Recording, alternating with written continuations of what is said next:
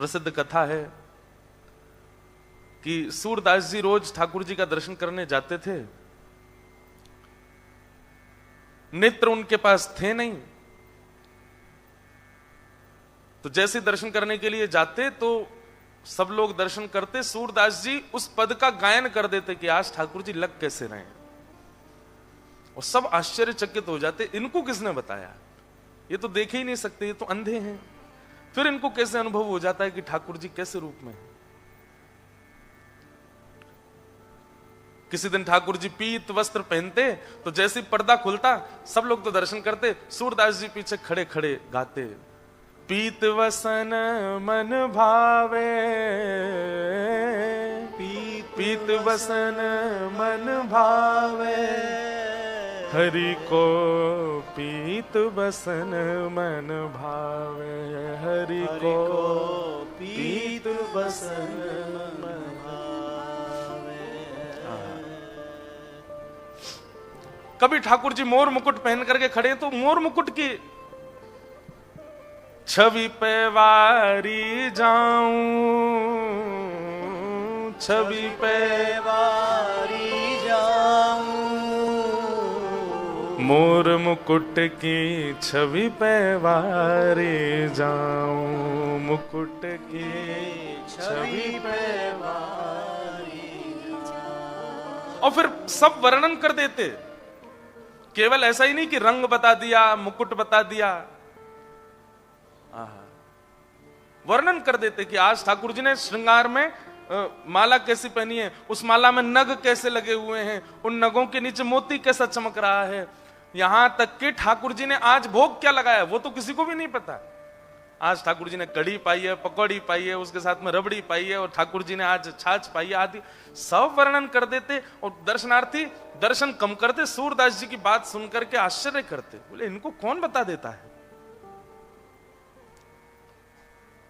एक दिन पुजारियों ने विचार किया, बोले रोज आकर के गा देते हैं, आज नीले वस्त्र हैं, आज पीले वस्त्र हैं, आज श्वेत वस्त्र हैं, आज ठाकुर जी ऐसे हैं, आज ठाकुर जी ऐसे हैं। मॉनिटर से ये हटवा दो, तबला और बेंजो।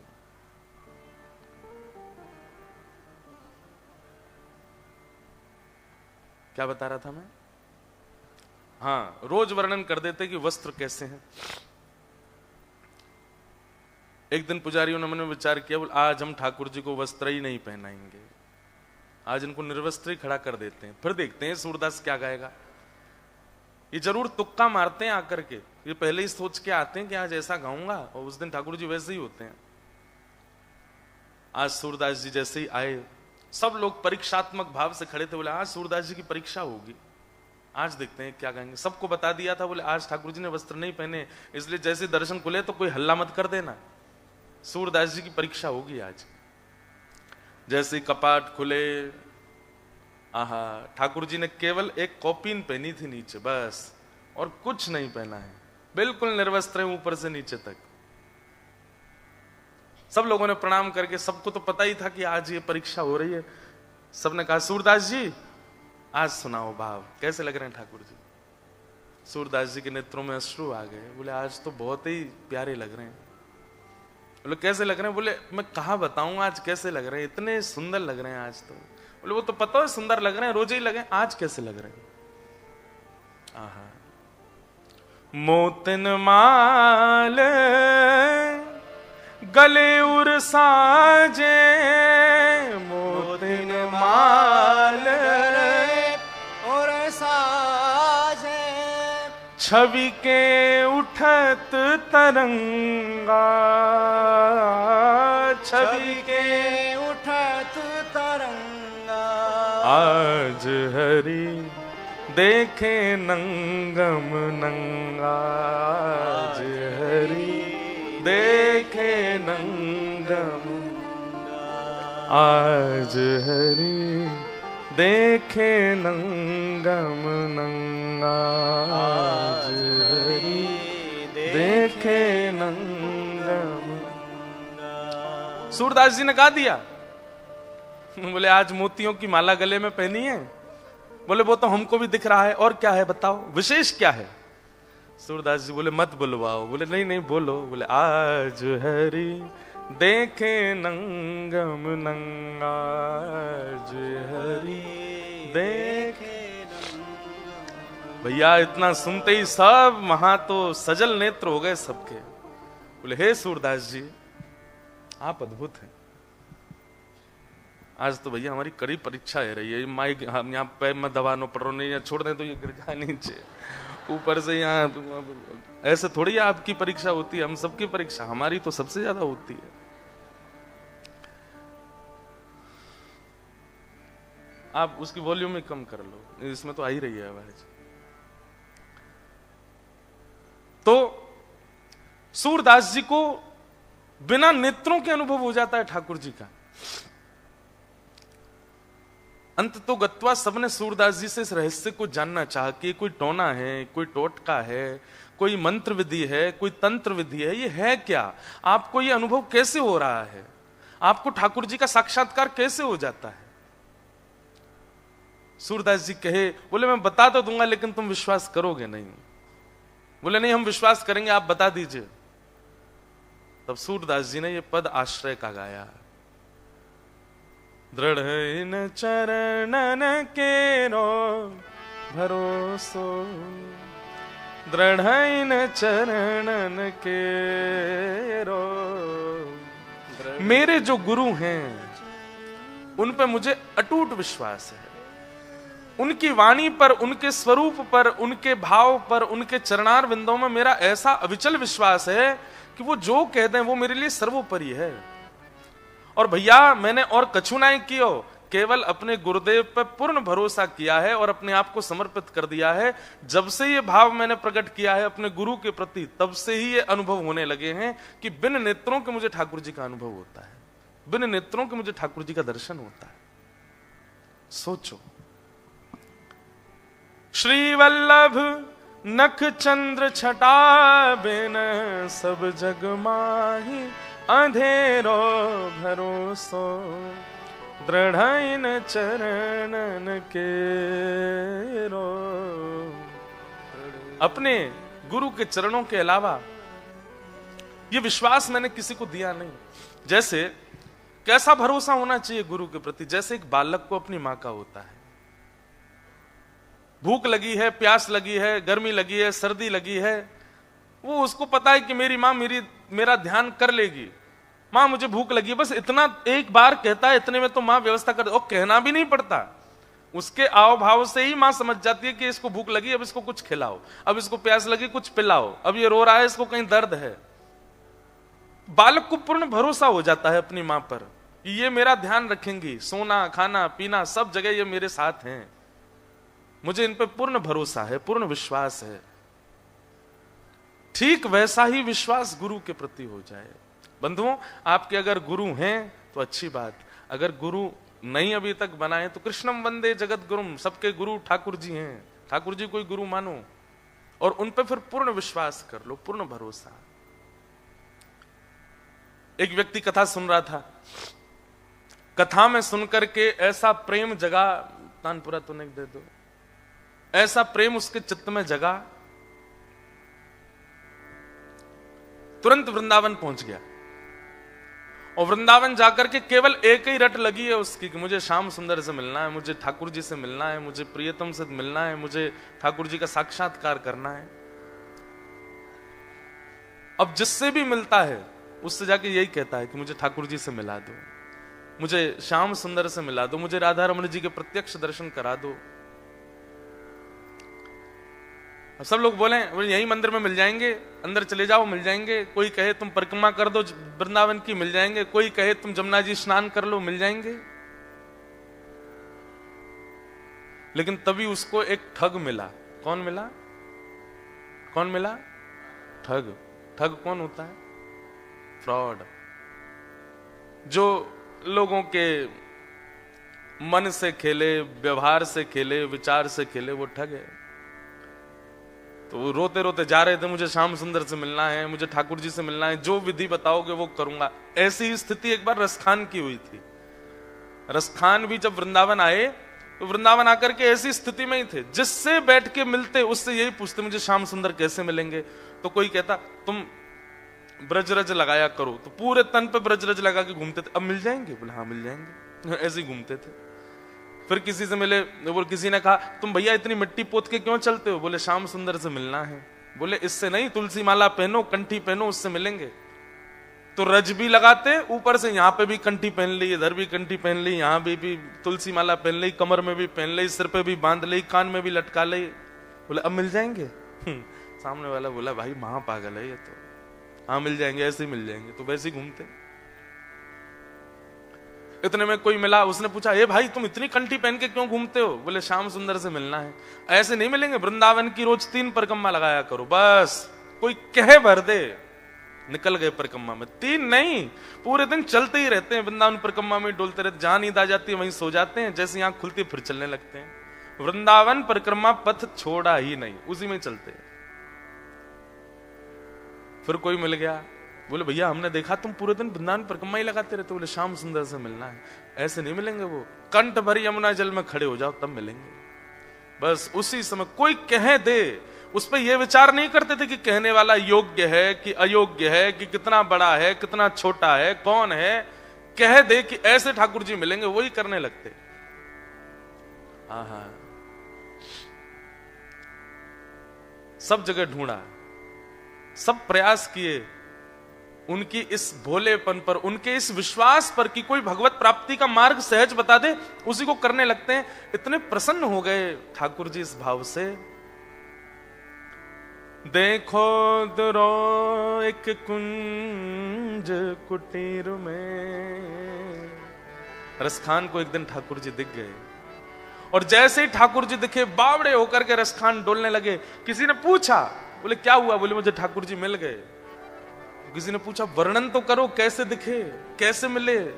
तो जो वर्णन किया है ना रसखान ने, रसखान कहते हैं देखो दुरो में कुंज कुटीर में, रहो पलोटत राधिका पायन। बोले मैंने कैसे देखा? सब जगह ढूंढा, मुझे नहीं मिले। तभी मैंने वृंदावन की एक कुंज में देखा, तो उस कुंज में मुझे दिखा कि एक रत्न जड़ित सिंहासन है, और उस सिंहासन पर किशोरी जी बैठी हैं, और किशोरी जी के चरणों में अपने मुकुट को रख करके श्याम सुंदर बैठे हैं। मैंने वहां उनको देखा। देखो दुर्यो में कुंज कुटीर में, रहो पलोटत। पलोटत का मतलब होता है ऐसे ऐसे पलट रहे हैं ठाकुर जी, राधिका पायन। किशोरी जी के चरणों में लिपटा हुआ मैंने श्री कृष्ण को देखा। ये वुमेन एम्पावरमेंट वाले जो होते हैं ना, इनको कभी कभी ठाकुर जी को अपना एम्बेसडर बनाना चाहिए। श्री कृष्ण जैसा नारी सशक्तिकरण करने वाला मुझे आज तक नहीं दिखा। आप लोग जगन्नाथपुरी गए? नहीं भी गए होंगे तो जगन्नाथ जी का दर्शन चित्र में किया होगा। बड़े भैया इधर बैठते हैं, छोटे भैया इधर, बीच में बहन बैठती है, छोटी बहन है। और आप कभी जगन्नाथपुरी जाओगे ना, आपको सब दर्शन करने किसके जा रहे हैं? जगन्नाथ जी के। पर जगन्नाथ भगवान को जब आप देखोगे तो गर्भगृह का गेट इतना सा है और ठाकुर जी इतने बड़े बड़े हैं। तो आप जब देखोगे जगन्नाथ जी इतने ही दिखेंगे आपको, और बलभद्र जी इतने दिखेंगे, वो इधर बैठते हैं, जगन्नाथ जी इधर, सुभद्रा जी पूरी पूरी दिखती हैं। मानो इतनी जनसंख्या दर्शन करने के लिए आई है, तब भी ठाकुर जी ने बहन को आगे कर रखा, तुम दर्शन दो, तुम्हारी आराधना होगी। हमारे वृंदावन में आ जाओ, वहां पे भी ठाकुर जी, जो लोग व्रजरस नहीं जानते वो ठाकुर जी का नाम बोलते हैं, जो वृंदावन रस को जान गए हैं वो किशोरी जी का ही नाम बोलते हैं। उनको पता है कि बोले ठाकुर जी तो केवल दर्शन दे रहे हैं, चलेगी तो यहां किशोरी जी की। जब लाला थे तो यशोदा मैया सर्वोपरि, जब ने बड़े हुए तो किशोरी जी सर्वोपरि।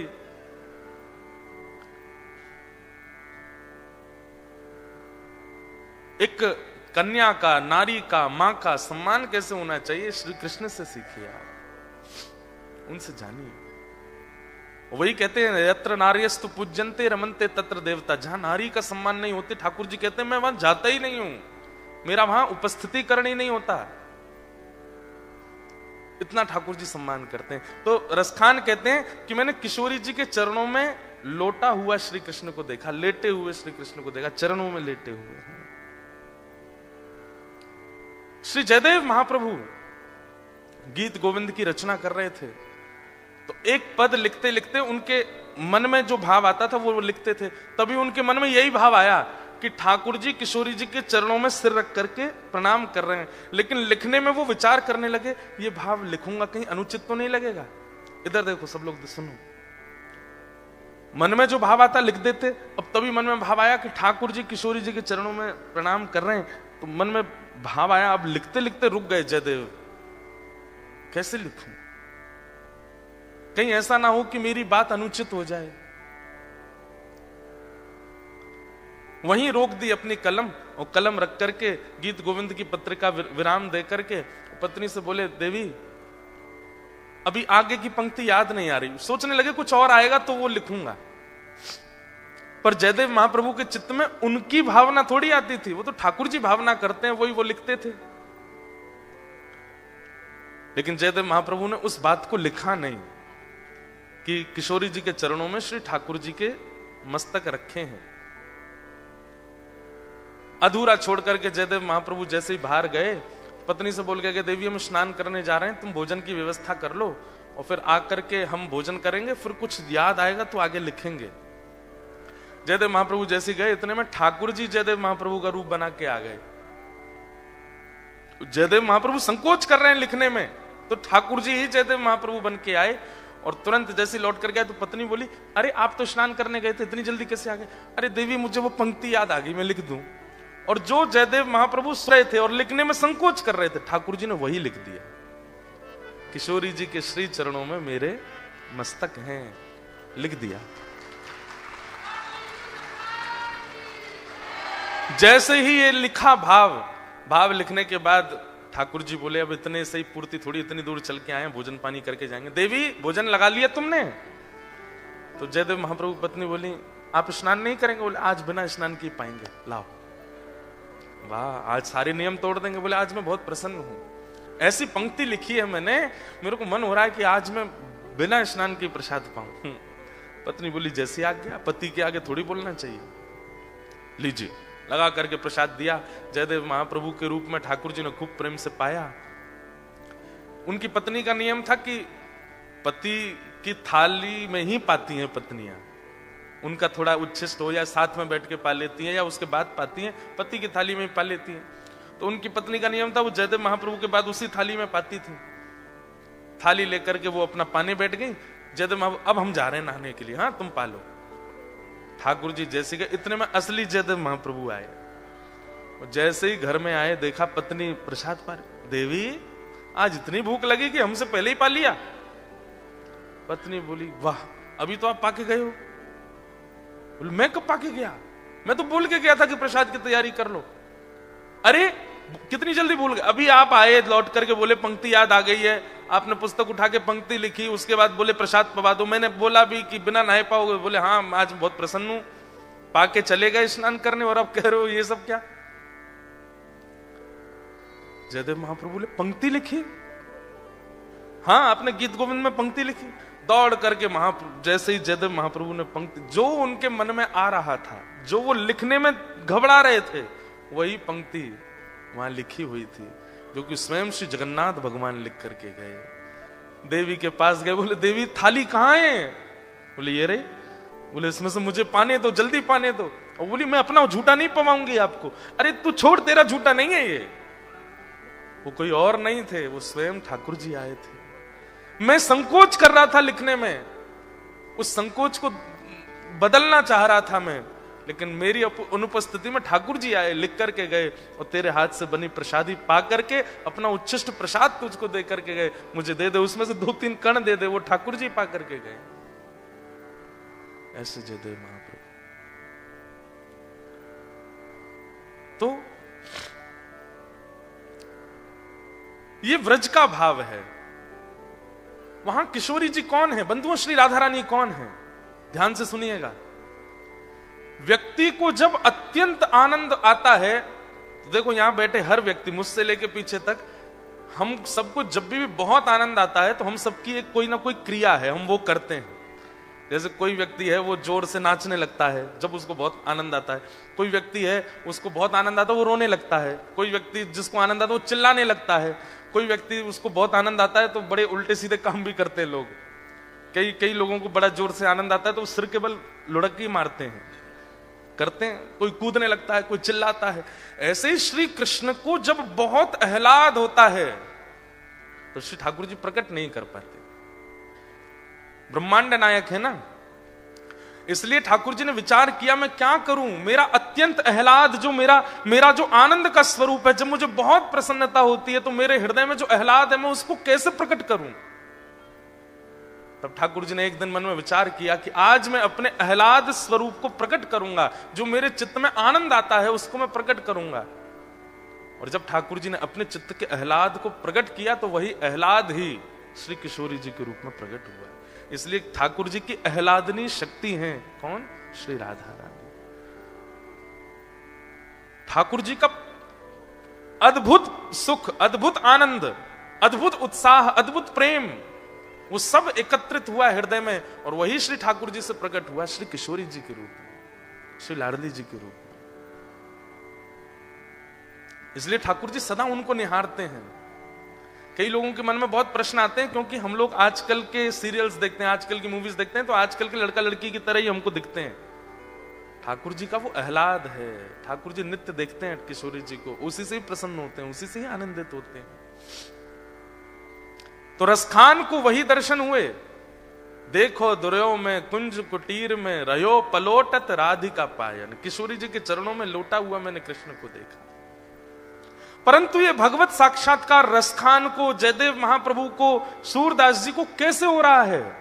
केवल एक क्रिया, गुरु के प्रति अटूट विश्वास।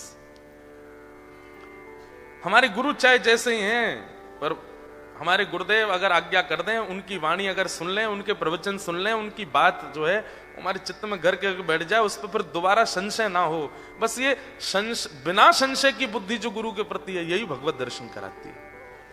तो एक व्यक्ति को ठग मिला, वही बता रहे थे ना, वो सबसे पूछे मुझे ठाकुर जी कैसे मिलेंगे, तो इतने में ही सब बोलते मंदिर में चले जाओ, कोई कहता परिक्रमा लगा आओ, कोई कहता ये कर लो, लेकिन नहीं मिले ठाकुर जी। तो रोता रोता एक गली में पहुंचा तो वहां से एक ठग आ रहा था, उससे पूछने कि मुझे ठाकुर जी कैसे मिलेंगे। तो ठग ने देखा, बोले कि इसकी स्थिति बड़ी भावुक है, रो रहा है और ठाकुर जी से मिलने के लिए बड़ा व्याकुल है, लेकिन इसके हाथ में 2-3 सोने की अंगूठी हैं, गले में एक चैन भी पहनी है, उसके पास में बैग है, उसमें भी कुछ तो रुपए पड़े ही होंगे, चलो इसको मिलवाते हैं ठाकुर जी से।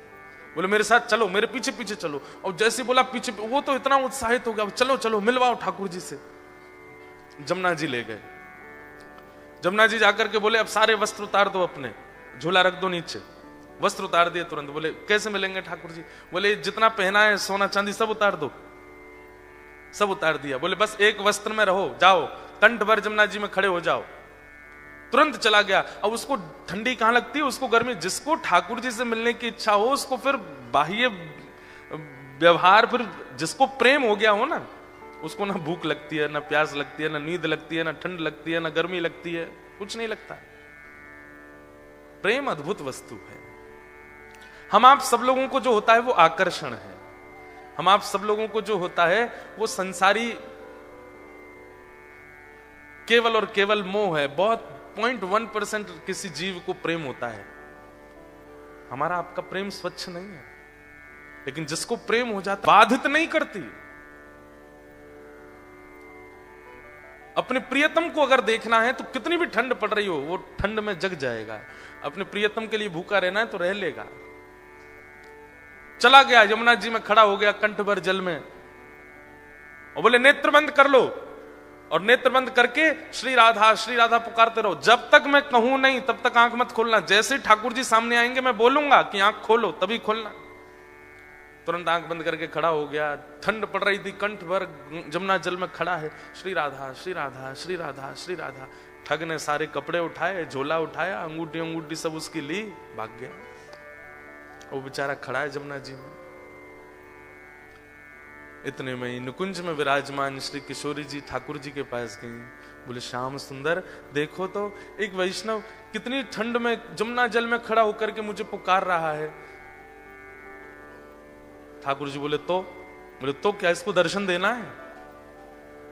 ठाकुर जी बोले इसने कोई ऐसा पुण्य तो किया नहीं है, ऐसे कोई इसके भजन साधन तो है नहीं इसको बोले कि आप वो करिए जो हम कह रही हैं, बस इसको दर्शन दे के आओ। देखो कितना बेचारा परेशान हो रहा है। ठाकुर जी बोले ठीक है जाता हूं।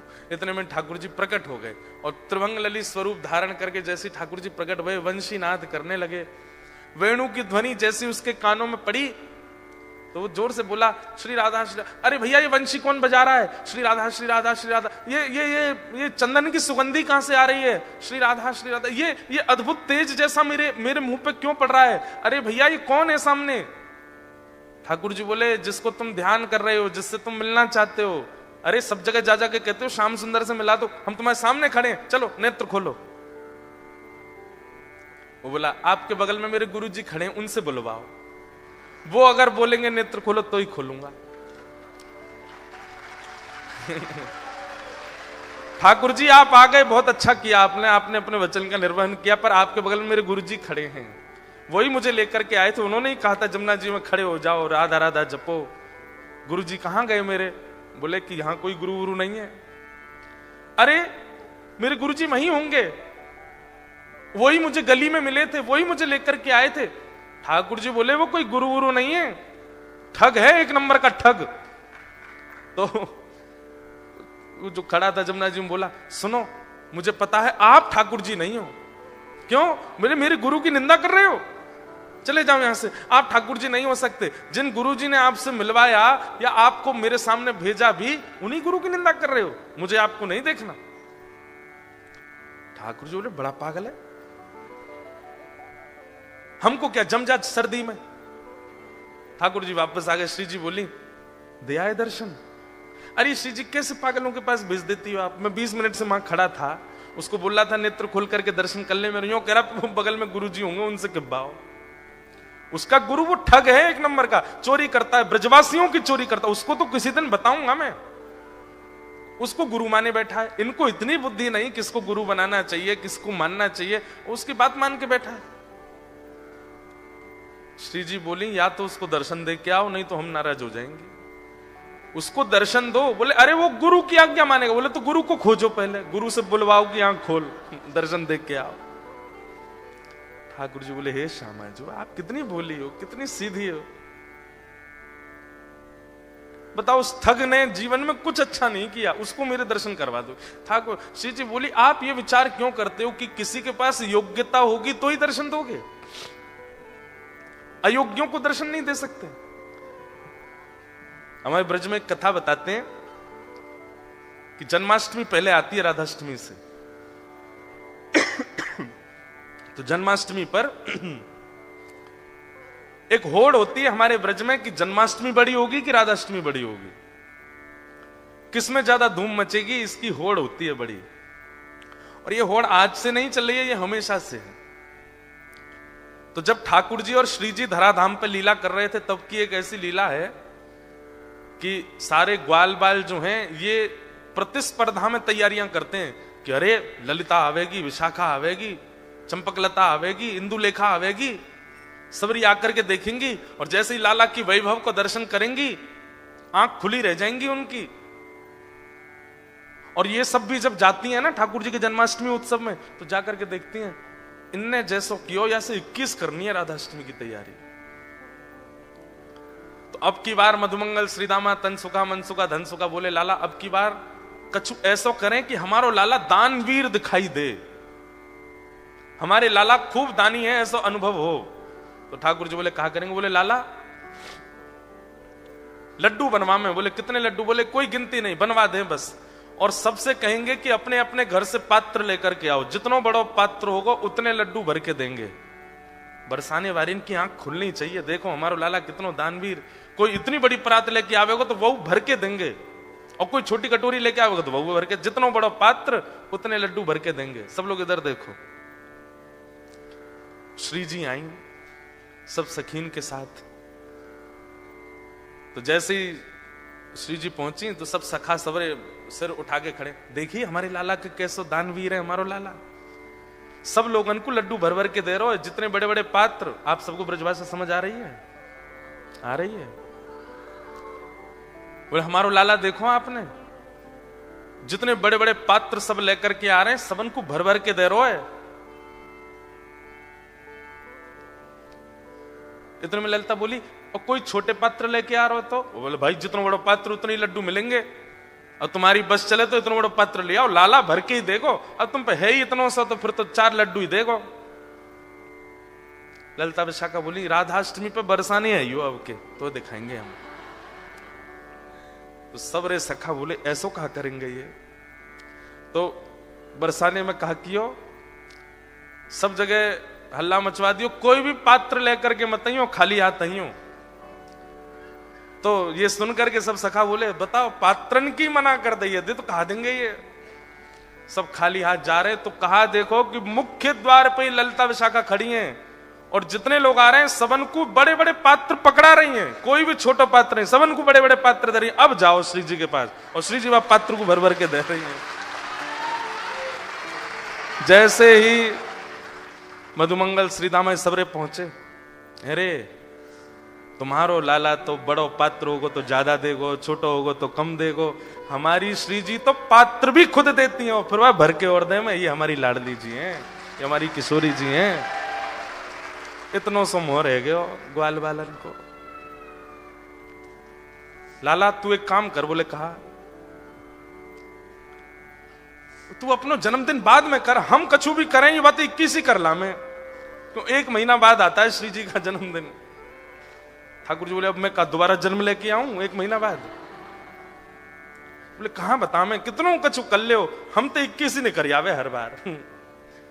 तो हमारी श्री जी कैसी? अब इसके आध्यात्मिक अर्थ क्या है कि हमारे ठाकुर जी तो ऐसे, भैया तुम्हारी पात्रता जितनी है उतनी कृपा करेंगे, पर हमारी श्री जी कैसी हैं? बोले पात्र भी स्वयं बनाती हैं और फिर कृपा भी करती हैं। ऐसे हमारी लाडली जी, ऐसे हमारी किशोरी जी। तो श्री राधा रानी बोली, जाओ पहले उस ठग को खोजो और उसको लेकर के जमुना जी पर जाओ, बातें किब्बाओ कि लाला आंख खोल, और ये जब आंख खोले तो या दर्शन दे के फिर आओ। ठाकुर जी बोले, जा रहा हूं। ठाकुर जी गए, अब ठग को खोज रहे हैं वृंदावन में कहां है। इतने में वो कहीं मिल गया। तो ठाकुर जी जैसे ही पहुंचे, आंख पे हाथ, अरे भैया इतनी जोर से रोशनी आ रही है, कौन आयो? इतने में श्री राधा रमन लाल प्रकट हो गए उसके सामने। ठग बोलो, आप? बोले, मैं नंदन नंदन ब्रजोर चंदन। अरे आप मुझको प्रत्यक्ष दर्शन दे रहे, मैं छू के देख लूं? बोले तेरी पात्रता तो ना, लेकिन छू ले। तो छू के देखे, चरण पकड़े, अरे वाह जय हो, बलैया लेवे ठाकुर जी की खूब रोवे। बोले जय जय, एक बात कहूं? बोले कहा, आज तक मैं यूं ही सोचो करता हूं कि मैंने जीवन में इतने गलत काम किए हैं, इतने गलत काम किए हैं, इतने गलत काम किए कि कभी गंगा जमुना भी मुझको स्वीकार नहीं करेंगी, लेकिन आज मेरे मन में आई कि मैंने अच्छे काम तो किए जो आप मुझको मिल रहे हो। ठाकुर जी बोले, दारी कहते ना कछु अच्छो कियो ना है, वो तो श्री जी की तो पे कृपा है गई है। बोले जय जय, कैसे कष्ट दे रहे हो बताओ? बोले चल मेरे संग, वो एक खड़ो करके आयो तू जमुना जी में, वो कंठ पर गंगा जल जमुना जी में खड़ो मेरे दर्शन को, बातें जाके बोल कि आंख खोल के दर्शन कर, ये किब्बा भी आया हूं तो ते। अच्छा जय जय, वहां जानो है क्या जमुना जी? बोले हाँ। बोले एक काम कर दो। बोले कहा, मेरी पत्नी सोरी बहू को दर्शन दे दो। ठाकुर जी बोले तू चल रहा हो कि नहीं चल रहा? बोले जय जय देख लो, बहू का दर्शन नहीं दोगे तो मैं नहीं जाऊंगा। अब ठाकुर जी को लगे बाय दर्शन नहीं दिए तो श्री जी वहां उल्टो डांटेंगी, सब पूरे परिवार को झड़ा दर्शन करा दिए माने ठाकुर जी के। और अंत में सबरे अपनी बात मनवा के, काम मनवा करके तब बोलो अब चलो। ठाकुर जी बोले जल्दी चल। बोले तू एक बार बाकी आंख खुलो अब तो फिर मैं बताऊंगा। जैसे ही पहुंचे, ठिठर रहा है, मुख नीला पड़ गया ठंड के कारण, लेकिन आंख नहीं खोली उसने। ठाकुर जी बोले ए देख तेरे सामने फिरते आ गया हूं मैं। बोले आप आ गए, लेकिन पहले मेरे गुरुजी से किब्बाओ कि आंख खोलो। बोले चल इसको बोल, आंख खोलने के लिए बोल। अरे भैया तेरे सामने साक्षात जगत नियंता जगदाधार साक्षात ठाकुर जी खड़े हैं, तू जल्दी नेत्र खोल के दर्शन कर ले। जैसे ही उसने नेत्र खोले, श्याम सुंदर खड़े हैं, मधुर वेणु बजा रहे हैं, त्रिभंग लली हैं, मोर मुकुट पहना है, सुबह से श्रृंगार करके डोल रहे ठाकुर जी मेरे दर्शन करेगो। उसने कही जय जय मैं आपको प्रणाम कर लूं। बोले जल्दी आप प्रणाम करो। बोले गुरु जी से किब्बाओ पहले। बोले इसको बोल मुझे प्रणाम करे। बोले आओ भैया प्रणाम करो। बाहर आकर के उसने प्रणाम किए, फिर गुरुदेव को प्रणाम। ठाकुर जी उस पर इतने रिझ गए, बोले ये गुरु नहीं है, ये महाठग है, ये महाचोर है। लेकिन इसने ये बोल दिया था कि मैं ठाकुर जी से मिलवाऊंगा, तो तेरे में इतना विश्वास आ गया कि इसकी बात को तू पत्थर की लकीर मान के चल रहा है। मैं तो बहुत प्रसन्न हूं। और ठाकुर जी ने उसको हृदय से लगाया तो दूर खड़ा ठग रो रहा था। बोले जय जय, आप इसको इतना प्रेम क्यों करो? बोले है ही इतना प्रिय। बोले बनाया तो मैंने ना, प्रेमी तो मैंने बनाया, मुझे भी हृदय से लगा लो। ठाकुर जी बोले तू भी आ, और पकड़ करके दोनों को हृदय से लगाया और दोनों को निकुंज लीला में लेकर के गए। और वहां श्री जी ने फिर कृपा करी। भगवत दर्शन भैया, सूरदास जी के इस पद को आप अन्यथा मत लिया कीजिए। सूरदास जी स्पष्ट कहते हैं इस कलिकाल में और कोई साधन ही नहीं है, साधन और नाहिया कली में जासो होत निवेरो, भरोसो दृढ़ चरणन केरो। गुरु आज्ञा, भले ही दीक्षा नहीं भी हुई हो आपकी, जिसकी आप कथा सुनते हैं, जिसके आप वचन सुनते हैं, जिसकी आप वाणी सुनते हैं, उनको आप मन से गुरु मान लीजिए और बस उनकी कही गई बात को पालन कर लीजिए। अगर कभी आप कोई रील देख रहे हैं और अचानक से हमारे वृंदावन के पूज्य हमारे प्रेमानंद जी महाराज की आती हैं, कभी किसी महापुरुष की आती है, कभी किसी संत की आती है, आपके सामने वो रील आ गई या वीडियो आ गई और आप 2 मिनट सुनने लगे और उसमें उन्होंने सीधा पहला वर्ड ही यही कहा कि भाई सवेरे 5 बजे उठना चाहिए, बस उसको मान लीजिए, वही चाबी है। आप सत्य बता रहे हैं, इतने सामान्य सी बात भी आप एक आचार्य की मान लेते हैं ना, उसी से ही भगवत भाव प्रकट होने लग जाते हैं चित्त में। देखो इसके पीछे कॉन्सेप्ट क्या है कि अभी आप अपने स्वयं के स्वामी बने हुए हैं, इसलिए आपकी जिम्मेवारी आपके ही हाथ में है।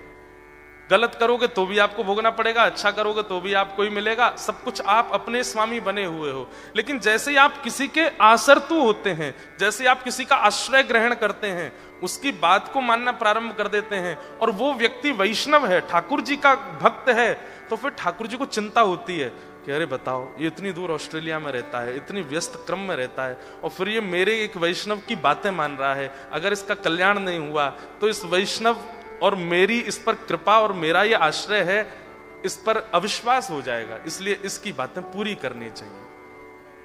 तो इसलिए आप जब किसी गुरु आश्रित हो जाते हैं तो ठाकुर जी को चिंता होती है कि भाई ये गुरु आज्ञा मानता है और अगर इसका कल्याण नहीं हुआ तो गुरु शिष्य परंपरा नष्ट हो जाएगी, इसलिए ठाकुर जी फिर कृपा करते हैं। तो चाहे सूरदास हो, चाहे कुंभनदास हो, चाहे रैदास हो, चाहे मीराबाई हो, सबको दर्शन गुरु कृपा से। इसलिए एक आश्रय जीवन में गुरु का जरूर होना चाहिए, गुरु की कृपा निश्चित होनी चाहिए। कई बार गुरु दूर भी करा देते हैं ठाकुर जी से और कई बार समीप भी ले जाते हैं। जैसे मीराबाई अपने पूर्व जन्म में माधवी नाम की गोपी थी, लेकिन अपनी मां की बात मानी, उनकी मां ने पढ़ा लिखा करके भेजा। जब ये माधवी गोपी थी तब ये ठाकुर जी के एक सखा से इनका ब्याह हुआ था, मीराबाई का पूर्व जन्म में। तो जब ब्याह करके जा रही थी तो इनकी मां ने समझा, बोले सुन तेरा जो पति है ना, उसका एक मित्र है, उसका नाम है कृष्ण। बोले अच्छा, वो जिसको देखता है उसको अपना बना लेता है, तेरा पातिव्रत धर्म कहीं नष्ट नहीं हो जाए, उसको मुख मत दिखाना अपना। मीराबाई बोली मान गई आपकी। माधवी ने मान ली बात। जैसे ही वृंदावन आई तो ठाकुर जी को पता चली हमारा सखा ब्याह करके आयो है। ठाकुर जी दौड़ के पहुंच गए, अरे कहां है बहू? बोले भीतर बैठी है पालकी में। ठाकुर जी पालकी के भीतर घुस गए, छोटे से लाल जी है नेक्से से, भाभी जी ने मुख दिखाई दो, घूंघट करके बैठी। माधवी बोली तुम्हारा नाम क्या है? बोले मैं कन्हैया, मैं कुंवर कान। अरे तुमको तो बिल्कुल नहीं दिखाऊंगी, मेरी मैया ने मना किया है, तो को मुख ना दिखानो। अरे भाभी तू जाने ना है, मेरो मुख देखे के काजे कितने कितने बड़े बड़े तपस्वी तपस्या करें तब जाए कि मेरो अनुभव होवे, और तुम वो अपना मुख नहीं दिखावेगी। माधवी बोली मैं पूरा जीवन घूंघट में निकाल दूंगी, मृत्यु पर्यंत घूंघट में रहूंगी, तो मुख नहीं दिखाऊंगी। तो ठाकुर जी फिर बहुत देर तक मनाते रहे, जाते जाते बोल गए देख लियो भाभी तड़पेगी मोह देखवे के काजे। और तो इतनी प्रतीक्षा करनी पड़ेगी, फिर तेरे जीवन में एक गुरु आवेगो, वही मेरा अनुभव करावेगो। माधवी पूरे अपने जीवन काल में ठाकुर जी का दर्शन नहीं किया। जब जब पता चलता कि गली से श्याम सुंदर आ रहे हैं, घूंघट कर लेती। लेकिन तभी समय आया गोवर्धन धारण लीला का। जैसे ही ठाकुर जी ने नख पे गिरिराज जी धारण किए, सब ब्रजवासी वहां गए थे। तो जैसे ही पता चला, अरे लाला ने पहाड़ उठा लियो, लाला ने पहाड़ उठा लियो, ये बात जैसी माधवी ने सुनी, बोले कि वो छोटे से कन्हैया ने पहाड़ उठाया हो? बोले हाँ। तो उसके मन में इच्छा हुई, मैं देखूं तो सही कैसे उठाया। जैसे ही ब्रजवासियों को हटा करके वहां पहुंची जहां ठाकुर जी खड़े थे, जैसे ही उधर पहुंची तो ठाकुर जी के सामने आते ही नेत्र धुंधले हो गए, ठाकुर जी दिखे नहीं। अविरल अश्रुधार गिरने लगी, बार बार आंखें पहुंच के देखती है, लेकिन ठाकुर जी नहीं दिखते उसको। तब अंत में चरणों में प्रणाम करती है, बोले जय जय, मुझे अपराध है क्यों, मैंने अपनी मैया की गलत शिक्षा ले ली।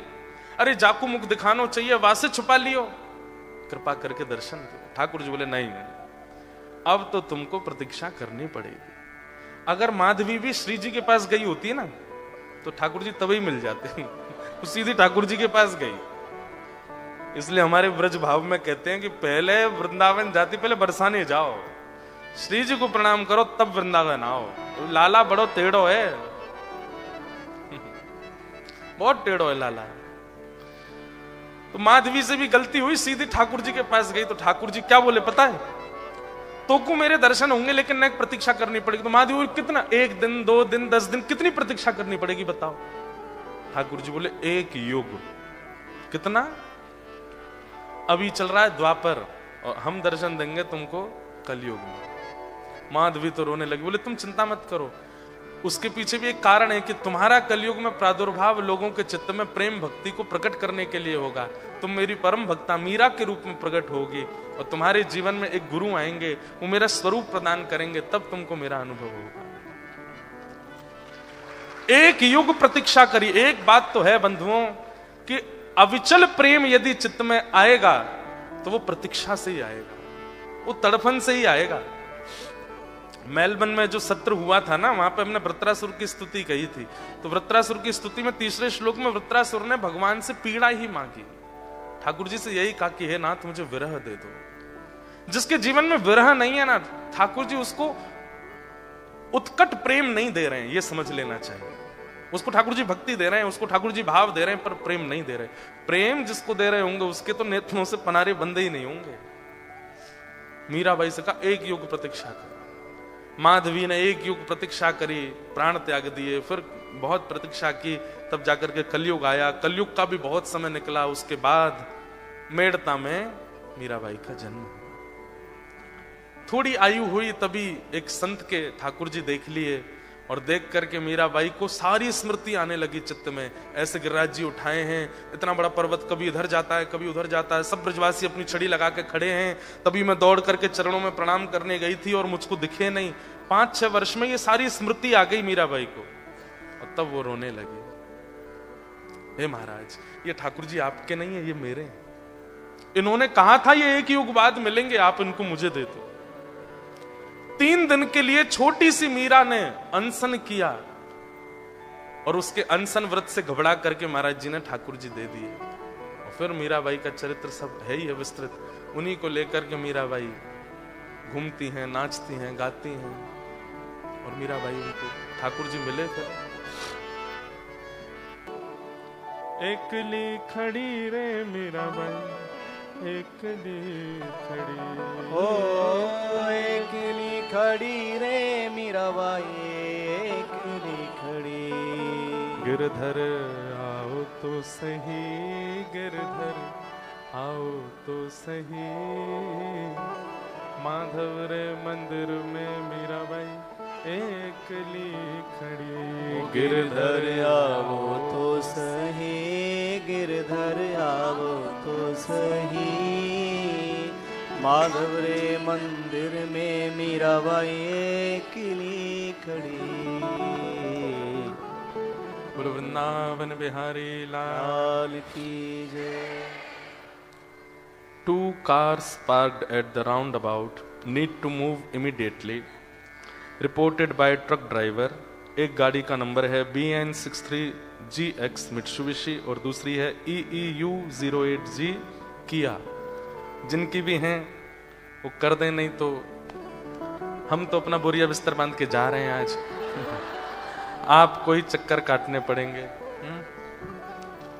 बंधुओं, मैं एक बात कहता हूं कथा में कि दर्शनार्थियों में हजारों लोग जाते हैं दर्शन करने ठाकुर जी के।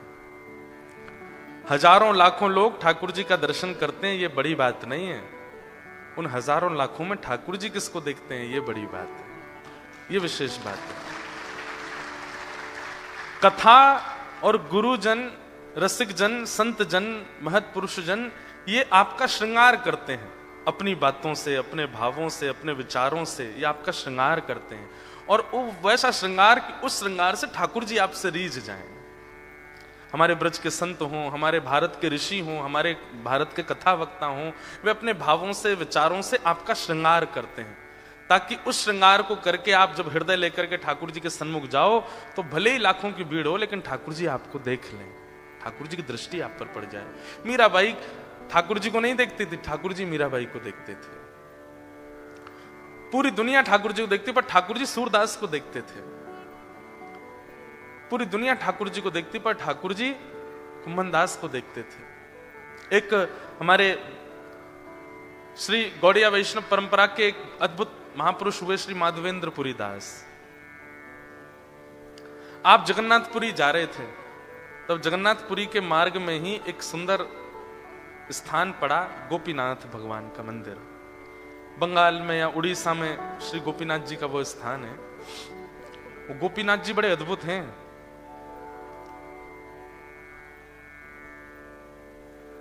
मैंने एक जगह कथा सुनी थी उनके विषय में कि जो हमारे जगन्नाथपुरी या संभवतः बंगाल में है, खीर चोरा गोपीनाथ, उनका नाम क्या है? खीर चोरा गोपीनाथ। उड़ीसा में है जी भैया, सॉरी। हाँ, पहले बंगाल और उड़ीसा एक ही थे लगभग। तो पी लो।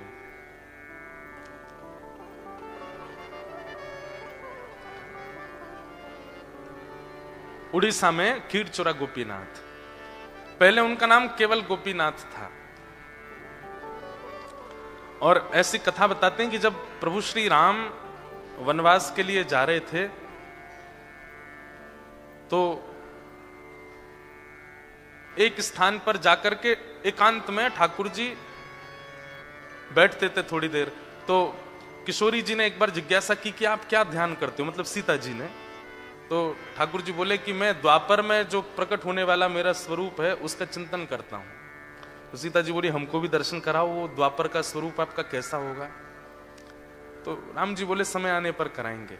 तो राम जी रोज एक गुफा में जाते, वहां मना कर रखा था ना तो लक्ष्मण जी आना ना सीता जी आना, और एकांत में बैठ के राम जी अपने हाथों से ही ठाकुर जी का स्वरूप बनाते, अपना ही स्वरूप बना रहे थे द्वापर का। कहते हैं कि वही राम जी के द्वारा प्रतिष्ठित प्रकट स्वरूप वही गोपीनाथ जी हैं। उस रूप को देख करके सीता जी इतनी भाव विह्वल हो गई कि राम जी बगल में खड़े हैं, राम जी से कभी दृष्टि हटती नहीं थी सीता जी की, लेकिन गोपीनाथ जी का रूप देख करके सीता जी बोली आपसे ज्यादा प्रिय तो ये लग रहे हैं, कृपा कीजिएगा कि हमको भी अवसर मिले द्वापर में। बोले कि आप तो श्री जी बन के आओगे ही, आपको तो आस्वादन होगा ही इस स्वरूप का। इतना सुंदर मधुर स्वरूप है ठाकुर जी का। तो माधवेंद्रपुरी दास जगन्नाथ दर्शन करने के लिए जा रहे थे। मैं ये बता रहा हूं कि ठाकुर जी लाखों की भीड़ में किसको देखते हैं। तो रास्ते में एक स्थान पड़ा, वहां गोपीनाथ जी का मंदिर था। तो माधवेंद्रपुरी पाद जी के चित्त में आया कि दर्शन कर लूं ठाकुर जी को। आज भी वहां नियम है कि 12 कुल्हड़ खीर का भोग लगता है ठाकुर जी को, और फिर ठाकुर जी के भोग के बाद शयन में जो लोग दर्शन करने जाते हैं उनको थोड़ा थोड़ा तिनका उस कुल्हड़ में से प्राप्त होता है, 12 कुल्हड़ों में से। तो माधवेंद्रपुरी जी दर्शन कर रहे थे ठाकुर जी की मधुर छवि का, त्रिभंग लली श्याम सुंदर वहां विराजमान। वो तो दर्शन करने में इतने आसक्त हो गए, इतने उन्मुक्त हो गए कि दर्शन करते करते नेत्रों से अविरल अश्रुधार। बंधु एक बात कहें, हमारी ब्रज परंपरा में कहते हैं कि ठाकुर जी के दर्शन करने गए और सूखे नेत्रों से ही दर्शन कर आए। तो यूं समझियो कि ठाकुर जी ने तुमको नहीं देखा है। अगर ठाकुर जी आपको देख लेंगे तो आपके नेत्र भीग जाएंगे। हम लोग पता है पाषाण मान के दर्शन करते हैं, इसलिए हमारे नेत्रों में सजलता नहीं आती। नहीं तो संसार में किसी अति आकर्षक का दर्शन जब करते हैं तो हमारे नेत्र पलक नहीं झपकते, हमारे नेत्र आसक्त होते हैं, रोंगटे खड़े हो जाते हैं। या फिर कभी कभी मुझे तो अनुभव होता है, छोटे छोटे बालकों के कभी मैं रूप देखता हूं, उनके मुखमंडल पर जो मासूमियत होती है, जो बहुत सरलता, सहजता और जो प्रिय भाव होता है ना, कभी कभी उससे सजल जैसे नेत्र हो जाते हैं कि कितने भोले हैं, कितने सीधे हैं। मेरे को तो ये भाव आता है बच्चों को देख, तुम काहे को आ गए संसार में, ये संसार अच्छा नहीं है भैया, तुम इतने सीधे, इतने भोले, इतने प्यारे प्यारे हो, अभी आगे चल करके संसार बहुत गुड़ खिलाएगा, काहे को आ गए। ऐसे भाव आते हैं। तो जब भी हमारे सामने बच्चे आते छोटे छोटे, मैं गोदी में ले लेता हूँ, हृदय से लगाता हूँ, खेलता हूँ, मैंने कि चलो अभी प्रेम ले लो, आगे चल के तो जाने क्या क्या मिलेगा। तो कभी कभी सजल हो जाते नेत्र उनके उस भाव को देख के, उनके उस सरलता को देख के। कितने सरल हैं, 10 साल बाद चतुर हो जाएंगे, 15 साल बाद यही चंट हो जाएंगे, इन्हीं के दिमाग में जाने कैसे कैसे भाव। और ये है नहीं, हम डालेंगे उनके अंदर, हम ही लोग सिखाएंगे उनको ये सब। तो ये सब भाव से कभी कोई बड़ा भाव आता है चित्त में। ठाकुर जी के रूप को देख करके नहीं आता, ये हमारा दुर्भाग्य है। हमारे ब्रज रस में कहते हैं कि ठाकुर जी को देखो तो नेत्र सजल हो रहे हैं, भीगे नेत्रों से ठाकुर जी को देखो। और ये भीग नहीं रहे जबरदस्ती कहीं जो है का विक्स विक्स लगा के मत चले जाना। महाराज जी बोले जगन्नाथपुरी में तो ऐसा होता है, जैसे ही आप जगन्नाथ जी का दर्शन करने जाओगे तो वहां के पुजारी जी ऐसे कपूर लगाएंगे आपके, उससे क्या है कि थोड़ी भीग जाते हैं नेत्र। वो कहते हैं बोले तुम में इतने भाव हैं नहीं कि तुम भीगे नेत्रों से देखो, लो हम ही कपूर लगा देते हैं, भीगे नेत्रों से देखो ठाकुर जी को। कुमनदास जी कहते हैं नयन भर देखूं नंद कुमार, नयन भर गाइए, देखूं नंद कुमार, नयन भर देखूं नंद कुमार, नयन भर देखूं नंद कुमार। जब नेत्रों में भर के श्याम सुंदर को देखते हैं तो क्या होता है, ता दिन ते सब भूल गए हूँ, ता दिन ते सब भूल गई हूँ, बिसरोपन परिवार, बिसरोपन परिवार, खुद को भूल गए, परिवार को भूल गए, सब कुछ भूल भाल गए। भैया ऐसा कभी दर्शन हो जाए ना आपको, उस दिन नाच लेना जोर से, उस दिन ठाकुर जी ने आपको देखा है। जब याद है कि मैं कौन हूं, कहां से आया हूं, कौन कौन आए संग में, तो समझो कि अभी ठाकुर जी ने देखे ना आए हम। लेकिन जाते भूल भाल गए, बिल्कुल भूल गए कौन मैं, कहां से आए, क्या। एक क्षण के लिए, एक मिनट के लिए, लंबे समय के लिए नहीं होगा, एक सेकंड के लिए होगा कि सब शून्य हो जाएगा, जीरो, दिमाग में कुछ पता नहीं रहेगा क्या हो रहा है। उस समय समझना ठाकुर जी की दृष्टि पड़ी है। नयन भर देखूं नंद कुमार, नयन भर देखूं नंद कुमार। और फिर उसके बाद क्या होगा, जिस दिन ऐसा दर्शन होगा उस दिन आपसे सब कहेंगे चलो भैया आगे चलो, निकलो, चलो मंदिर से बाहर चलो। तो फिर स्थिति क्या होगी, बिन देखे हो विकल भई हूँ, ओ बिन देखे हो विकल भई हूँ, अंग अंग सब वार, अंग अंग सब वार, कुंभन दास प्रभु गोवर्धन धर, ओ कुंभर दास प्रभु गोवर्धन मिलो बहुरी री माँ, मिलो बहुरी माँ, नयन भर देखूं नंद कुमार, नयन भर देखूं नंद कुमार। होंगे तो नहीं पर हो जाएं ऐसे दर्शन, ऐसी स्थिति बन जाए, हमको याद करके हमारी तरफ से भी प्रणाम कर लेना। जय जय। हमको महाराज जी बता के गए थे कि ऐसे दर्शन हो तो समझो ठाकुर जी ने आपको देखा, ऐसी स्थिति बन जाए तो समझो ठाकुर जी आपको देखा। अनेक वैष्णव गोपीनाथ जी के दर्शन कर रहे थे, पीछे खड़े थे श्री माधवेंद्रपुरी दास। और उस जमाने में इतनी भीड़ नहीं होती थी मंदिरों में, लेकिन दर्शन करके इतने भीगे नेत्रों से रुदन करने लगे, इतने भाव में चले गए कि उनकी स्थिति पागलों जैसी दिखने लगी। बगल में खंबा पकड़ करके रो रहे हैं, कभी नीचे बैठ के रो रहे हैं। तो पुजारी जी के मन में भेद आ गया, बोले ये तो कोई ऐसा ही है। तो जो खीर का प्रसाद था वो सब में बांट दिया, उनको नहीं दिया। कई बार ये भेद ठाकुर जी के समीप रहने वाले कर देते, पर ठाकुर जी नहीं करते। हमने अनुभव किया अपने गिरधर लाल जी के लिए। हम कितनी बार ऐसा विचार कर लेते हैं, इनकी गोद में ठाकुर जी की झांपी जी नहीं देंगे, इनके गोद में, इनके हाथ में नहीं देंगे ठाकुर जी। पर ऐसी कोई योजना बनती है, ठाकुर जी खुद चले जाते हैं। तो फिर मन में आता है, मैं तो सोचा था कि इनको नहीं देंगे, ये खुद ही चले गए। इनके ऐसी कोई योजना बनी कि जाना ही पड़ा उनके पास। तो फिर समझ जाते हैं कि ठाकुर जी को ही जाना था। माधवेंद्रपुरी दास को खीर का प्रसाद नहीं दिया। मंदिर बंद हो गया, सब बाहर चले गए। आपका नियम था कि आप मांग करके भिक्षा नहीं लेते थे, कोई दे जाए तो ही पाते थे।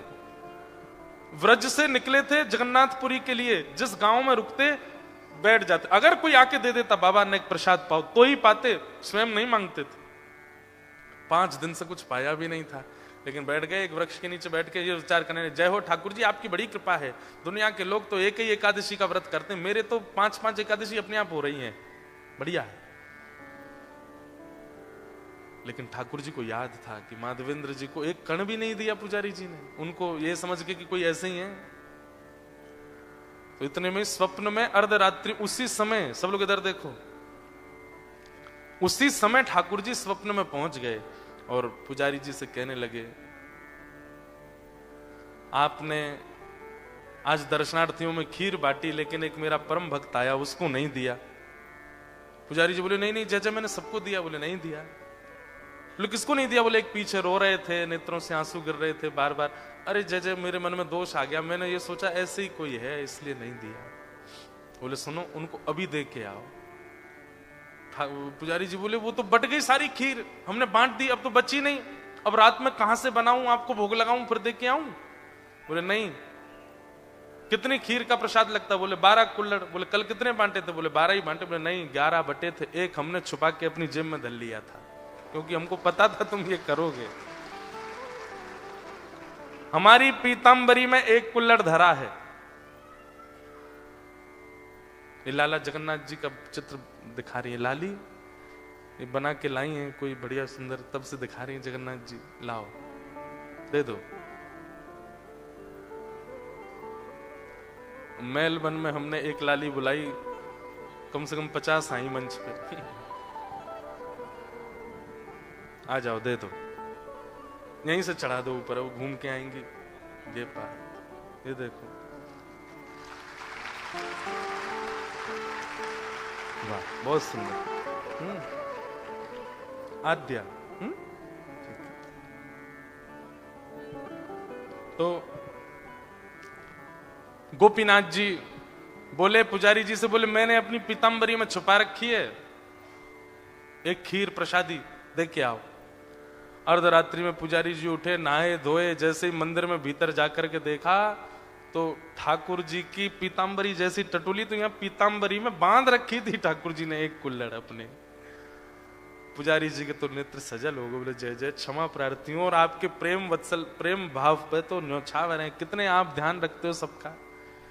लेकर के वो खीर प्रसादी दौड़ करके गए बाहर। ये लीला ठाकुर जी कितनी बार कर चुके हैं अपने भक्तों को प्रसाद पवावे की। वास्तव में ये इतने बढ़िया बढ़िया 56 भोग ठाकुर जी खुद थोड़ी पाते हैं, इनको इस बात में सुख मिलता है, बनाओ मेरे सामने धरो फिर सब में बांटो। जब आप खाते हैं ना, आप पाते हैं, तब ठाकुर जी को अच्छा लगता है, देखो कितनो स्याह स्याह के पारो है, कितनो खुश है रो पाते समय। और जब जब आप प्रसाद पाते हैं तो फिर आपके पाप भी, ठाकुर जी प्रसाद रूप में ही भीतर प्रवेश करके आपके विकारों को दूर करते हैं। लेकिन कब? जब कोई व्यक्ति प्रसाद मान के ही पावे। ये सोचता है रोटी पा रहे हैं। एक तो हमारी एक बात सुनिएगा, सिडनी वाले जितने भी आगे से पीछे तक सब लोग, आज के बाद कभी ये शब्द प्रयोग ही नहीं करना कि खाना खा लीजिए, खाना बना है, खाना बना रहे हैं। सदैव क्या कहना है? भोग बना रहे हैं। क्या बना रहे हैं? और जब ठाकुर जी को लग जाए तो उसके बाद प्रसाद पा लीजिए। क्या पा लीजिए? हाँ, कि खा शब्द का प्रयोग नहीं करना है, खाना खा लीजिए, पा लीजिए। क्या बोलना है? आपको पता है ये कितना बड़ा अपराध है? ठाकुर जी के प्रसादी को खाना बोलना या किसी व्यंजन से उसका उच्चारण करना, एक प्रकार से उस प्रसाद का प्रभाव उसी समय समाप्त हो जाता है। आपने किसी को कहा ठाकुर जी की प्रसादी मठरी है, उसको भले ऐसे बोल दो प्रसादी मठरी पालो, प्रसादी रबड़ी पालो, प्रसादी खीर पालो। प्रसादी शब्द जब नहीं प्रयोग करते हैं ना, खीर मतलब वस्तु भाव रखते हैं, वस्तु भाव रखते ही उससे प्रसाद का असर खत्म हो जाता है। तो सामने वाला व्यक्ति किस रूप में पाता है?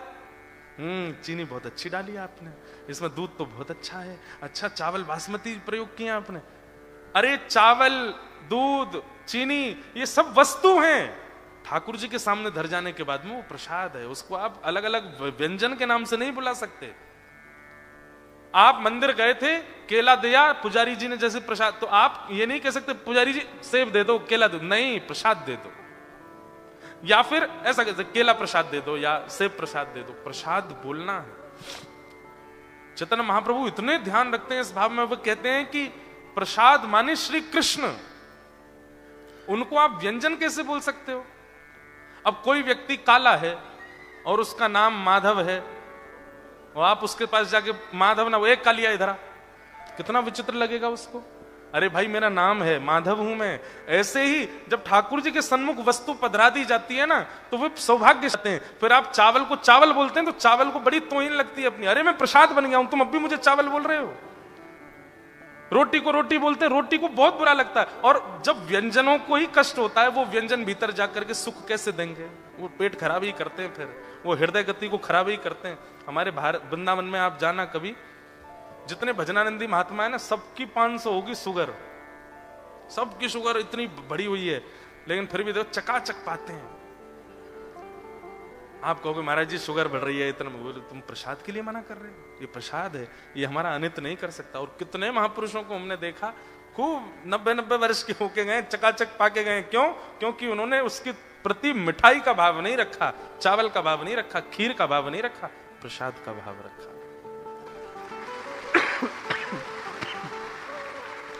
और भैया जितने डायबिटिक बैठे हैं, कहीं इस कथा को सुनने के बाद रात में जाके घर वालों से कहो सुनो मालपुआ लेके आओ, मालपुआ प्रसाद लाओ। महाराज जी बता के गए थे गुलाब जामुन प्रसाद, अब तो चकाचक खवाओ हमको। भाई उसमें भी तुम्हारी जीव तो है ना, ये लपलपानी नहीं चाहिए। उस भाव से पाओगे तो शुगर बढ़ेगी ही। महाप्रसादे गोविंदे, उनके प्रति साक्षात गोविंद की भावना रखो, साक्षात ठाकुर जी हैं, और उसी भाव से उसको ग्रहण करोगे तो आज के बाद खाना नहीं बोलना। कम से कम इतने लोग ही सुधर जाएं तो बहुत हो जाएगा ना। मैं कहीं लोगों के घर जाते हैं, महाराज जी चलिए खाना तैयार है, तो इतनी पीड़ा होती है, खाना नहीं है, वो प्रसाद है, ठाकुर जी का भोग लगा है। और दूसरा नियम बना लीजिए, कोई भी वस्तु ठाकुर जी को बिना निवेदित नहीं पानी है, ठाकुर जी को निवेदित करके पाओ। तो माधवेंद्रपुरी दास जी के पास ठाकुर जी ने वो खीर बचा के रख ली, बोले दे आओ। पुजारी जी गए, माधवेंद्रपुरी दास जी बैठे थे, ठाकुर जी का स्मरण कर रहे थे। पुजारी जी गए, बोले आप ही माधवेंद्रपुरी दास हैं? नाम सुनो। आपको हमारा नाम कैसे पता? बोले कि अब बस पूछिए मत, पहले तो आप अपने चरण छुपाइए। चरण पकड़ लिए। बोले अरे आप ये क्या कर रहे हैं, आप पुजारी हैं गोपीनाथ जी के? पूरा वृत्तांत बताया। बोले विश्व के लोग दर्शन करने आते हैं यहाँ पे, लेकिन आज पहली बार अनुभव किया मैंने कि ठाकुर जी ने किसी का दर्शन किया। ठाकुर जी ने ऐसे ऐसे अपनी गोजे में, गोजा बोलते हैं जेब को, ब्रज भाषा में जेब को बोलते हैं गोजा, अपने गोजे में आपके लिए खीर प्रसादी छुपाई, क्योंकि मैंने आपको दी नहीं थी। तो ठाकुर जी ने आज्ञा करके स्वप्न में कहा कि माधवेंद्रपुरी दास को देकर के आओ। ये सुनते ही बोले अच्छा मेरे लिए खीर छुपा ली? बोले हाँ। नाचने लगे, बोले ये गोपीनाथ नहीं है, ये तो खीर चोरा गोपीनाथ है। कौन है? खीर चोरा गोपीनाथ। और उसी दिन से ठाकुर जी का नाम पड़ गया क्या? वहां बोलते हैं क्षीर चोरा, अब हमारे यहाँ क्षीर को खीर बोलते, तो खीर चोरा गोपीनाथ। आप दर्शन करते हैं, ये एक बात है, ये सामान्य बात है। बंधु नित्य मंदिर जाओ, नित्य मंदिर जाओ, आप देखो ठाकुर जी को और प्रतीक्षा करो कि किस दिन आप देखोगे मुझे, किस दिन आप देखोगे मुझे, उसकी प्रतीक्षा करो। कुम्मनदास जी का वो पद है, उस पद में एक पंक्ति श्री कुम्मनदास जी महाराज कहते हैं, तू है सखी बड़ भाग बड़ी, गोपाल तेरे घर आवत है। तू है सखी बड़ भाग बड़ी, गोपाल तेरे घर आवत है। कुम्मनदास जी कहते हैं, तू है सखी बड़ भाग बड़ी, नंदलाल तेरे घर आवत है। तू है सखी बड़ भाग बड़ी, गोपाल तेरे घर आवत है। तू अपनो श्रृंगार करत है, तू अपनो श्रृंगार करत है। दर्पण हाथ दिखावत है, दर्पण हाथ दिखावत है। सब कोई इनके गुण गावत, सब कोई इनके गुण गावत। पर ये तेरो गुण गावत है, ये तेरो गुण गावत है। प्रेम तो तब जानो ना कि आपने प्रस्तुत किया और सामने वाला उसको स्वीकार करके अब वह भी प्रस्तुत करे। आपने प्रस्तुत किया, उसने स्वीकार किया, ये प्रेम नहीं है, पर उसने स्वीकार करके उसने भी प्रस्तुत किया, वो प्रेम है। अभी क्या होता है कि हम प्रस्तुत करते हैं, ठाकुर जी स्वीकार करते हैं, हम प्रस्तुत करते जा रहे हैं, ठाकुर जी स्वीकार करते जा रहे हैं, पर ठाकुर जी का रिवर्ट अभी तक नहीं आया है। जितने भी रसिकों की आपने लीलाएं, चर्चाएं, कथाएं सुनी है, उन सबको रिवर्ट आया है, हमारा नहीं आया अभी तक। उसकी प्रतीक्षा करोगे ठाकुर जी, अब आप कब करोगे? हमारी जो गुरु परंपरा है, उस गुरु परंपरा में जिन जिन लोगों ने यहाँ कृपा पात्र हैं, वो सबको पता है। तीसरा श्लोक जो है उसमें यही बात है हमारी गुरु परंपरा का। उसमें ठाकुर जी से यही कहा जाता है कि नाथ, आप तो कह रहे थे कि आप हम शरणागति हो जाएं तो आप तो हमको स्वीकार कर लोगे, कब स्वीकार करोगे? अपनी बातों को मिथ्या मत कीजिए, सत्य कीजिए नाथ, उसको कृपा करके पूर्ण कीजिए। तो नित्य ठाकुर जी से बोलो कि नाथ, इतना भजते हैं, इतना जपते हैं, इतना सब कुछ करते हैं, पर हम दृष्टि के कृपा, हम दृष्टि के योग्य कब बनेंगे? हम पर कृपा कब करोगे नाथ? वो कृपा करो। ऐसे भाव हैं। तो सब भावों के बस एक ही हमारी इच्छा है कि इस भक्ति पथ पर आप सब लोग चलें और इस भक्ति पथ के मार्ग पर चल करके भगवत अनुभव, भगवत अनुभूति का आप सब लोग लाभ लें। आज कथा का विश्राम दिवस है और हमको बोला गया कि आप 8 बजे तक कथा विश्राम करना, ताकि सब लोगों से मिलने का क्रम हो जाए। तो हम यहीं बैठ जाएंगे, आप लोग एक एक करके हमसे जय श्री कृष्णा गुड बाय कर जाना, तो ऐसा क्रम बनेगा। उससे पहले कीर्तन हमारे लाल जी ने लिखवाया था। आप सब लोगों के भाव से हम गा देते हैं कि आप सब लोग ऑस्ट्रेलिया वासी, सबकी बड़ी इच्छा रहती है कि हमको ब्रज प्राप्त हो, वृंदावन प्राप्त हो। हमें वृंदावन, बंधुओं देखो तन से बहुत भीड़ है वहां पे, इतने लोग और चले गए तो श्री जी कहेंगी दारी के नेक सो सोए, कितनों भरेगो यार वृंदावन है। कई वृंदावन के लोग तो मेरे पीछे पड़े हैं, बोले आप ही वृंदावन की कथा सुना सुना के इतनी भीड़ करवा रहे हो यहाँ पे। तो हम तो एक ही बात कहते हैं, तन ब्रज में रहे वो आवश्यक नहीं, मन में व्रज रहे। आप लोग ऑस्ट्रेलिया में रहते हैं, जल्दी ही भक्ति पथ व्रज यहाँ स्थापित होगा और फिर तो ब्रज यहीं सिडनी मेलबर्न जहां पे भी बनेगा वहीं आपको अनुभव हो जाएगा। लेकिन तब तक मन में व्रज रखो, और मन में व्रज आए उसके लिए श्री गिरधर लाल जी लिखवा रहे हैं, राधिका रानी जी वृषभानु दुलारी जी, राधिका रानी जी वृषभानु दुलारी जी, राधिका रानी जी वृषभानु दुलारी जी, राधिका रानी जी वृषभानु दुलारी जी। ओ सुन लो अरज हमारी हमारी, रहूं ब्रज रज को पासी उपासी, ब्रज रज को हे उपासी, रहूं ब्रज रज को पासी उपासी, ब्रज रज को पासी। भैया आप सिडनी में ये कथा विश्राम हो रही है, लेकिन बहुत जल्दी पुनः सिडनी आना होगा। और सुनो बात एक सुनो, अगली बार 3 दिन के लिए नहीं 7 दिन के लिए आएंगे, और पूरी भागवत की कथा और साथ में श्री गिरधर लाल जी के उत्सव होंगे। कथा होगी, कथा के बाद उत्सव हुआ करेंगे। किसी दिन ठाकुर जी का फूल बंगला, किसी दिन हिंडोला, किसी दिन दधी कानो, सबको दही में नवा देंगे। ये सब उत्सव जो भारत में जैसी कथा होती है वैसी कथा यहाँ पर करेंगे। तो आप सब लोग बस प्रतीक्षा करिएगा। अभी कल और परसों 2 दिन के सत्र और ऑस्ट्रेलिया में है, कैनबरा में, और उसके बाद फिर 1 दिन के लिए कनाडा, और 1 तारीख से फिर भारत के दिल्ली में कथा है।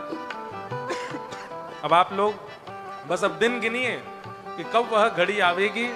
प्यारे गिरधर लाल जी का मधुर उत्सवात्मक कथा 7 दिन की अभी तो केवल भक्त चरित्र थे, हरि चर्चा थी, पर भागवत की स्वच्छंद कथा यहाँ पर अगले वर्ष होगी। आप सब लोग तब तक अपना ध्यान रखिएगा।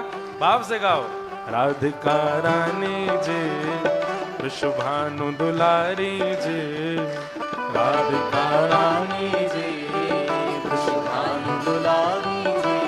ओ सुन लो अरज हमारी हमारी, रहूं ब्रज रज को पासी उपासी, रहूं ब्रज रज को पासी। हे उपासी, रहूं ब्रज रज को पासी उपासी, रहूं ब्रज रज को पासी। मंगला उठ यमुना तट जाऊं, ओ मंगला उठ यमुना तट जाऊं। हे मंगला उठ यमुना तट जाऊं, मंगला उठ यमुना तट जाऊं। ओ प्यारे राधा वल्लभ के दर्शन पाऊं, राधा के दर्शन पाऊं। प्यारे राधा वल्लभ के दर्शन पाऊं। प्यारे राधा वल्लभ के दर्शन पाऊं। बरसाने वारी जी वृषभानु दुलारी जी, बरसाने वारी जी वृषभानु दुलारी जी। ओ सुन लो अरज हमारी हमारी, रहूं ब्रज रज को पासी उपासी, रहूं ब्रज रज को पासी। उपासी, रहूं ब्रज रज को पासी।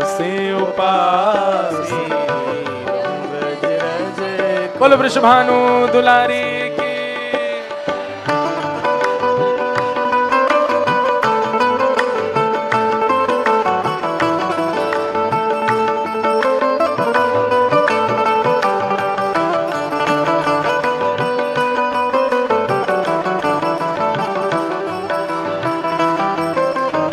नंद के लाला की, श्री राधा वल्लभ लाल की।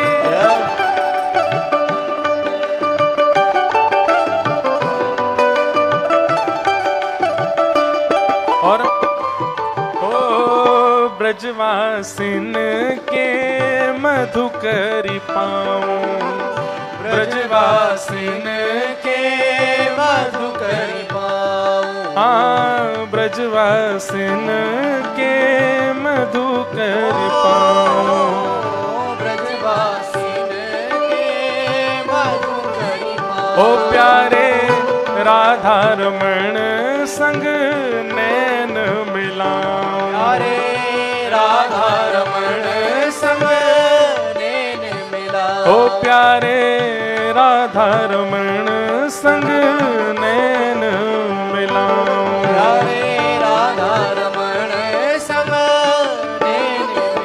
ओ महलन वारी जी सुनो अर्ज हमारी जी, ओ महलन वारी जी सुनो अर्ज हमारी जी।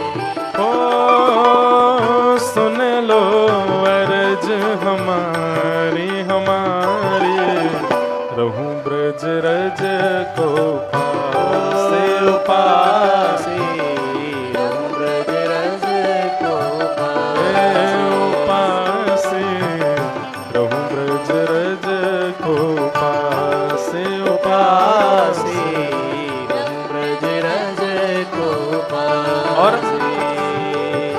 मंगला उठ के जाऊं, यमुना जी स्नान करूं, राधा वल्लभ जी के दर्शन करूं, ब्रजवासियों की मधुकरी पाऊं, राधा रमण जी के दर्शन करूं। और तीसरा नियम क्या है? रसिक जनन की सेवा पाऊं, रसिक जनन की सेवा पाऊं। सब ब्रजवासिन की सेवा पाऊं, सब ब्रजवासिन की सेवा। और प्यारे कुंज बिहारी की झांकी पाऊं, प्यारे कुंज बिहारी की झांकी पाऊं। प्यारे कुंज बिहारी की झांकी पाऊं, प्यारे कुंज बिहारी की झांकी पाऊं। अति भोली भारी जी हरिदास दुलारी जी, अति भोली भारी जी हरिदास दुलारी जी। ओ अति भोली भारी जी हरिवंश प्यारी जी, अति भोली भारी जी हरिवंश प्यारी जी। ओ सुन लो अर्ज हमारी हमारी, रहूं ब्रज रज को पासे पासी, ब्रज रज को पासे, रहूं ब्रज रज को पासे पासी, ब्रज रज को। और अंतिम पंक्ति मेरी इच्छा व्यक्त की है, मेरे भाव क्या है? गोवर्धन पर्वत पर राजो, गोवर्धन पर्वत पर राजो, गोवर्धन पर्वत पर राजो, गोवर्धन पर्वत पर। और हे किशोरी जी देखो, मैं कथा में कहता हूं, या तो यमुना तट या गिरिराज जी की तलेटी, ये दो ही हैं जहां ठाकुर जी के दर्शन होंगे। लेकिन हे किशोरी जी, आप अकेली मत आई हो, गोवर्धन पर्वत पर कौन को लेके आई हो? प्यारे गिरधर लाल संग दर्श करा दो, प्यारे गिरधर लाल संग दर्श करा, प्यारे गिरधर लाल संग दर्श करा दो। प्यारे गिरधर लाल संग दर्श करा दो। ओ शरण तिहारी जी वृषभानु दुलारी जी, हम शरण तिहारी जी वृषभानु दुलारी जी। ओ ऊंचे महलन वारी जी, हम शरण तिहारी जी ऊंचे महलन वारी जी, हम शरण तिहारी जी। ओ सुन लो अरज हमारी हमारी, रहूं ब्रज रज को पासे। ओ पासी रहूं ब्रज रज को हे ओ पासे, रहूं ब्रज रज को पासे। ओ पासी रहूं ब्रज रज को पासे। आओ राधिका रानी जी वृषभानु दुलारी जी, राधिका रानी जी वृषभानु दुलारी जी। अति भोली भारी जी वृषभानु दुलारी जी, अति भोरी भारी जी वृषभानु दुलारी जी। ओ सुन लो अरज हमारी हमारे, रहूं ब्रज रज को पासे। ओ पासे रहूं ब्रज रज को पासे। ओ मन भूल मत जइयो राधा रानी के चरण, मन भूल मत जइयो राधा रानी के चरण। मेरे मन भूल मत जइयो राधा रानी के चरण। मन भूल मत जइयो राधा रानी के चरण। ओ राधा रानी के चरण, महारानी के चरण। राधा रानी के चरण, महारानी के चरण। ओ श्यामा प्यारी के चरण, महारानी के चरण। ओ श्यामा प्यारी के चरण, महारानी के चरण। मेरे मन भूल मत जइयो राधा रानी के चरण। मन भूल मत जइयो राधा रानी के चरण। मेरे मन भूल मत जइयो श्यामा प्यारी के चरण। मत जइयो श्यामा प्यारी। जय जय श्री राम।